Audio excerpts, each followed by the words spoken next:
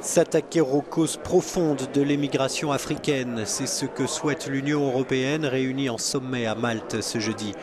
A ainsi été décidée la création d'un fonds d'aide à l'Afrique dans l'espoir d'endiguer la crise migratoire, un fonds doté de 1,8 milliard d'euros versé par la Commission et que les États membres sont invités à compléter pour doubler la mise. Entre le désir de ne pas apparaître comme fermé et la nécessité de réguler le flux migratoire, les Européens cherchent des compromis. La Suède a rétabli temporairement des contrôles à ses frontières.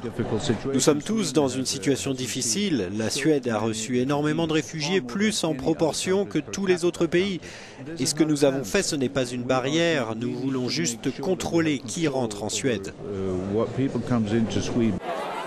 La Slovénie a commencé ces dernières heures à installer des grillages barbelés à sa frontière avec la Croatie.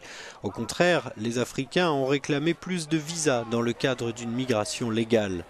La suite du sommet devrait se concentrer sur les négociations en cours avec la Turquie.